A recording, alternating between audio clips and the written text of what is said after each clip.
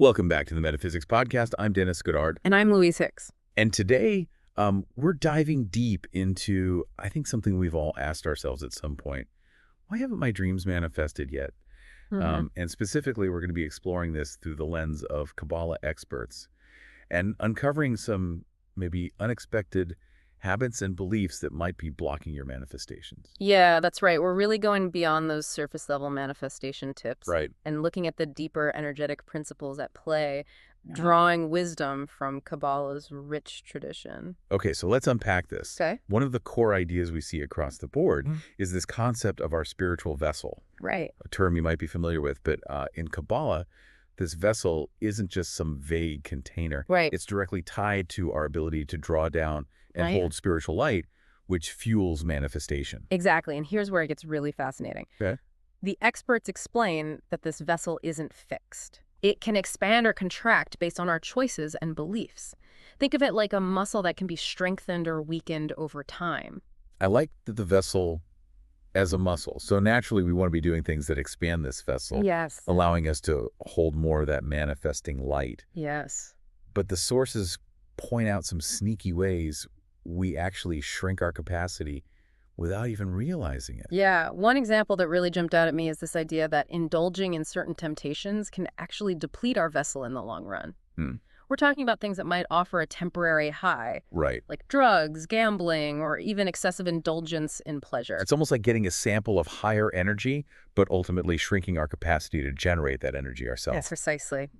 Kabbalah describes how these quick fixes create what are called Clippot, these energetic shells that cling to our vessel and actually prevent light from entering. It's like trying to fill a leaky bucket. Right. You'll never get the full benefit. This makes me think about all those get-rich-quick schemes out there. Right. Maybe they offer a temporary taste of success, Yeah. but they don't build the lasting foundation for true abundance. That's such a great connection, and it highlights the importance of understanding the subtle ways we might be sabotaging our own manifestations. It's not always about what we're doing. It's about the underlying beliefs driving those actions. Which brings us to, I think, the next big hurdle, limiting beliefs. Yes. I feel like this is a topic that gets talked about a lot in the manifestation world. For sure. But the sources here offered some unique Kabbalistic insights that I found really eye-opening. Yes, they really break down those limiting beliefs into two main categories, limited and competing beliefs. Okay. Let's start with those limited belief systems. These are often rooted in a lack of self-worth, Okay. creating a ceiling on what we believe we deserve. For example, maybe you grew up believing that wealthy people are greedy, Right. or that expressing joy is somehow superficial. Yeah. These subconscious beliefs, even if you don't consciously endorse them anymore, can block you from attracting those things into your life. And it's not just about material things like wealth. Right. Maybe you believe that true love is painful or that achieving success requires sacrificing your health. Right.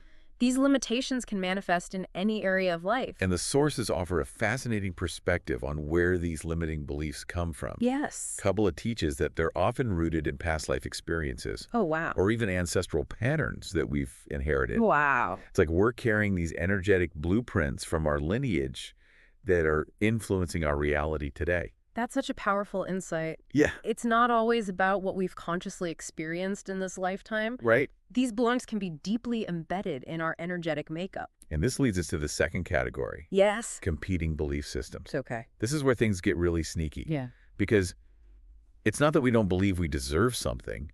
It's that we have conflicting desires that sabotage our efforts. Think of it like this. Consciously, you want to start a thriving business. But subconsciously, you fear the responsibility of managing employees. Right. Or you desire a committed relationship, but have a deep-seated fear of abandonment. Right. These conflicting desires create an energetic tug-of-war that prevents your manifestations from taking root. The sources gave a really relatable example of a business owner who consistently hit a certain income level and could never break through that ceiling. It turned out he had a hidden belief that wealth beyond that point would inevitably lead to family conflicts, Yeah. something he'd witnessed growing up. So even though he wanted to expand his business, Right. that underlying fear was holding him back. And I think this is where the Kabbalistic perspective gets really valuable. Yeah. Because it provides tools and practices for uncovering these hidden beliefs and transforming them. Right. It's not just about willpower or positive thinking. Right. It's about going deeper and addressing the root cause of these blocks. Absolutely. And we'll be diving into some of those practical tools and practices a bit later on. But first, I want to touch on another crucial element, that the sources emphasize the power of certainty. This is where it gets really interesting, because certainty from a Kabbalistic perspective goes beyond just thinking positive thoughts. Okay. It's about cultivating an unwavering trust in the universe, a deep knowing that what you desire is already on its way, even when you can't see it yet. That can be hard, especially when we're facing challenges or setbacks, right? Yeah. It's easy to let doubt creep in and question if our desires are truly possible. Absolutely. And the sources acknowledge this difficulty. Okay. They emphasize that certainty is a practice, something we cultivate over time through consistent effort. It's about training our minds to focus on the positive, to see the potential in every situation, and to trust in the inherent abundance of the universe. They even talk about how our challenges are actually designed to strengthen our certainty. Yes. It's like the universe is testing us, pushing us to dig deeper and tap into that unwavering faith. Think of it like this. Each obstacle we overcome, each setback we navigate, reinforces our belief in our own resilience and our ability to manifest our desires. It's like building a spiritual muscle. Each challenge makes us stronger. I like that analogy. Challenges as a workout for our certainty muscle. Yes. So let's say we're working on expanding our vessel, uncovering and transforming those limiting beliefs and building our certainty muscle. Yes. What else can we do to really align ourselves with the energy of manifestation? The sources highlight a powerful principle that I think often gets overlooked in the manifestation world. Yeah. The shift from self to service. This isn't about giving up on our dreams. Yeah. It's about recognizing that true fulfillment comes from aligning ourselves with a purpose greater than ourselves. They share a really inspiring story about a man whose life was completely transformed after his father had a serious accident.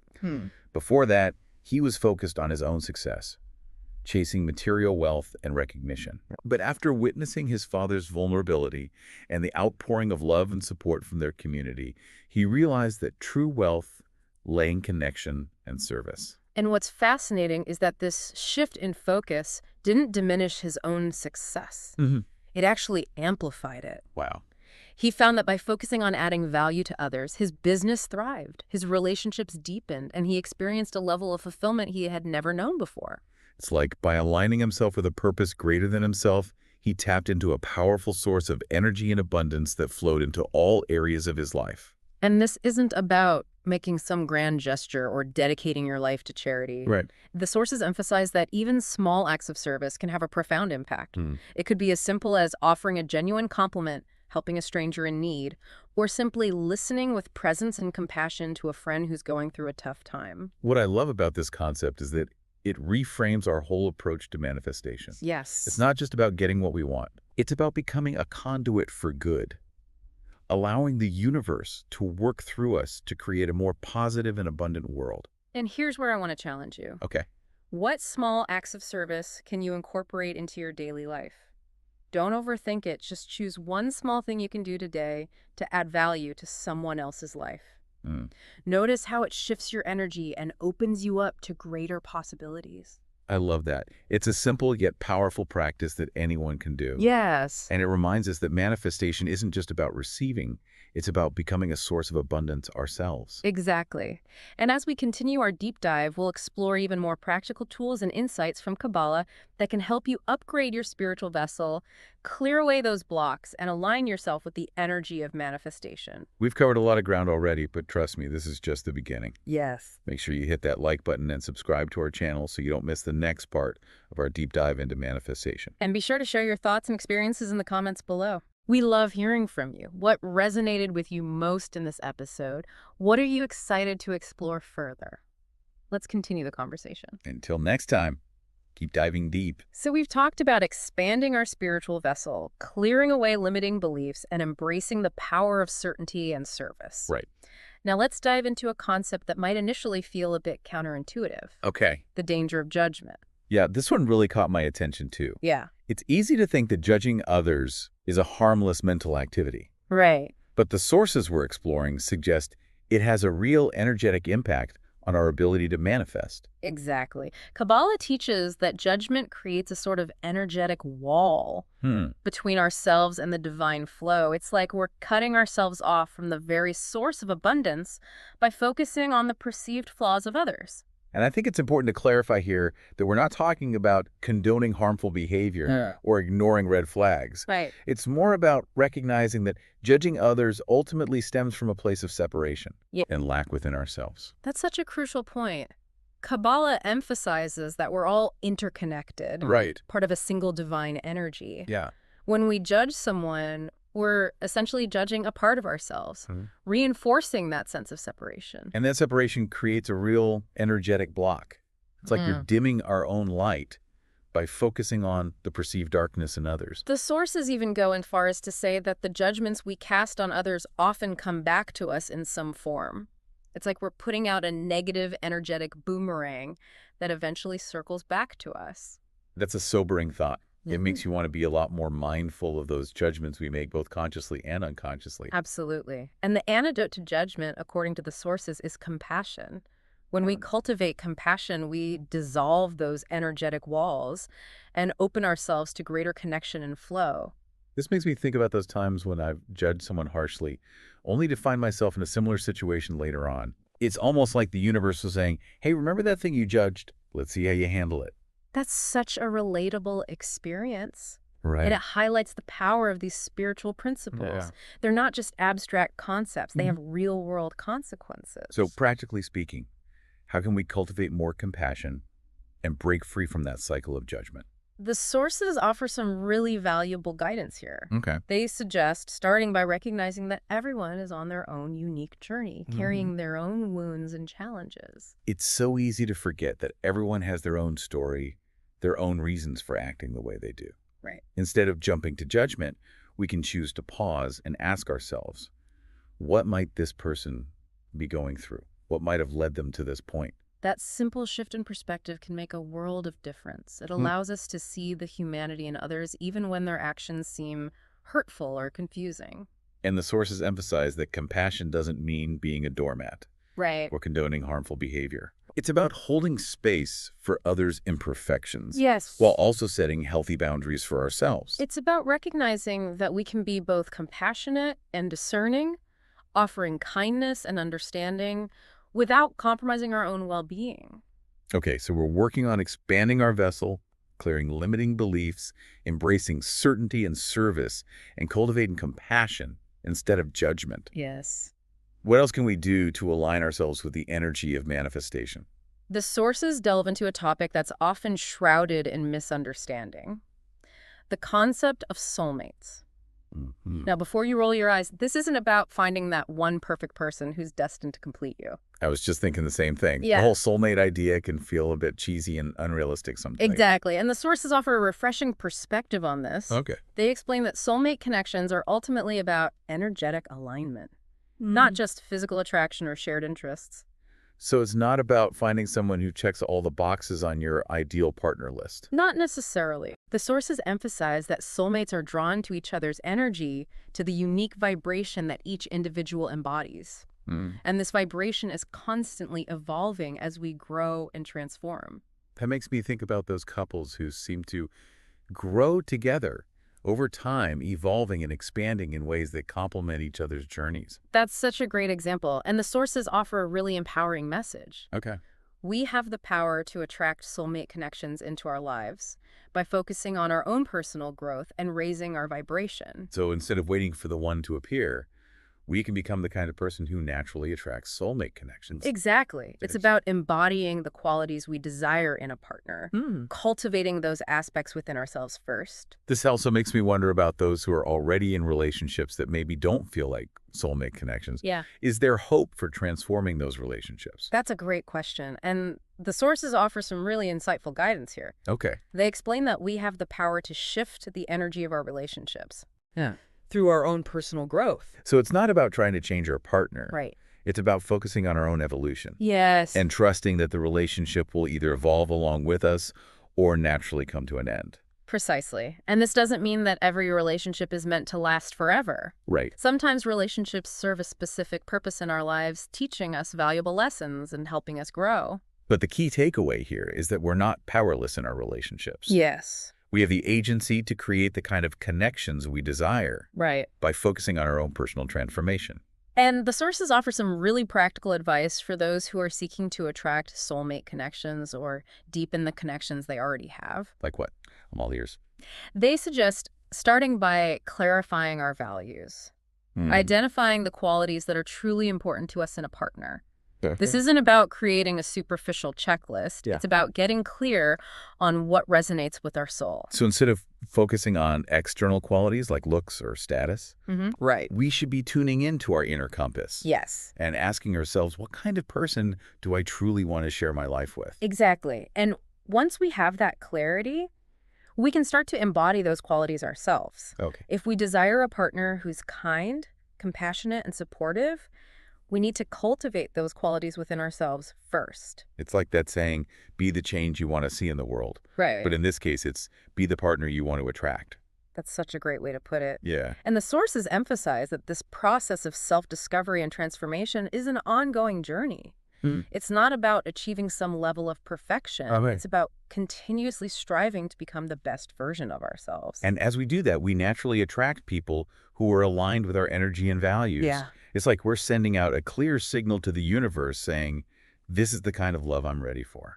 And the sources also remind us that soulmate connections aren't limited to romantic relationships. We can experience deep soul connections with friends, family members, mentors, and even colleagues. That's so true. Yes. Some of the most profound connections I've experienced have been with friends who feel like family mentors, who've guided me through challenging times, and even colleagues who share my passion for a particular project. And the key ingredient in all of these connections is that sense of energetic resonance, that feeling of being seen, understood, and supported on a soul level. So as we continue to explore the Kabbalistic perspective on manifestation, let's keep in mind that we're not just talking about attracting material possessions Yes. or achieving external success. Right. It's about cultivating deep, meaningful connections with ourselves and with others. It's about aligning ourselves with our soul's purpose and creating a life that feels rich, fulfilling, and abundant in every sense of the word. We've covered a lot of ground in this episode, but trust me, there's still so much more to explore. Yes. Make sure you hit that like button and subscribe to our channel so you don't miss the next part of our deep dive. And we'd love to hear your thoughts. Yeah. What are your biggest takeaways from this episode? Yeah. Have you experienced any soulmate connections in your own life? Share your insights and experiences in the comments below. We love connecting with our amazing community. Until next time, keep diving deep. So we've talked about expanding our vessel, clearing limiting beliefs, embracing certainty in service, cultivating compassion, and understanding soulmate connections. Now let's dive into one of the most pervasive and often overlooked blocks to manifestation, the power of our words. This is where Kabbalah offers some really potent insights. It's not just about avoiding curse words or being polite. It's about recognizing that every word we speak carries an energetic frequency that can either support or hinder our manifestations. So we're not just talking about like the meaning of the words, but the actual vibration they create in the universe. Exactly. Kabbalah teaches that speech is a powerful creative force. In fact, the creation story itself begins with God speaking the universe into existence. That's right, let there be light. It makes you realize how much power lies in the words we utter. And the sources we're exploring really emphasize that negative speech patterns like complaining, gossiping, or speaking harshly to ourselves or others create this kind of energetic smog that blocks the flow of abundance. It's like we're polluting our own environment with negative energy, making it harder for our desires to take root and flourish. And the sources go even deeper, explaining that there are 10 specific categories of negative speech, each with its own unique energetic impact. These include things like speaking falsehoods, engaging in idle chatter, and even speaking words of flattery that lack genuine intention. Wow, 10 categories. That's pretty specific. Yeah. It makes you realize how much we might be unconsciously engaging in negative speech without even realizing it. That's why awareness is the first step. Once we start paying attention to our words, we can begin to shift those patterns and create a more positive and supportive energetic field for our manifestations. So practically speaking, what are some things we can do to transform our speech and align it with the energy of abundance? The sources offer some really valuable guidance here. They suggest starting by cultivating gratitude. Instead of complaining about what's wrong, focus on what's right. Express appreciation for the good things in your life, both big and small. It's amazing how simply shifting our focus to gratitude can change our whole energy. It's like we're instantly raising our vibration by acknowledging the blessings we already have. Exactly. And another powerful practice is speaking with intention. Before you speak, ask yourself, is this true? Is this kind? Is this necessary? If the answer to any of those questions is no, it's probably best to hold your tongue. I love that. It's like a little filter for our words, helping us choose language that aligns with our highest good and supports our manifestations. And sometimes the most powerful thing we can do is choose silence. In a world that's constantly bombarding us with noise and distractions, silence can be a sanctuary for our souls. It's in those moments of stillness that we can connect with our intuition, hear the whispers of guidance from the universe, and allow new possibilities to emerge. And here's a challenge for you. Try incorporating a daily practice of silence into your routine. It could be just 5 minutes of meditation, a quiet walk in nature, or simply choosing to refrain from unnecessary chatter for a certain period of time. Notice how it shifts your energy and opens you up to greater clarity and inspiration. That's a great challenge. I think we could all benefit from a little more silence in our lives. It's a reminder that manifestation isn't just about taking action, it's also about creating space for the universe to work its magic. Well said. As we wrap up this deep dive into manifestation, according to Kabbalah experts, remember that it all comes down to energetic alignment. It's about becoming the kind of person who naturally attracts the abundance you desire. It's about understanding that challenges are opportunities for growth, service is a pathway to fulfillment, and every interaction is a chance to expand your vessel.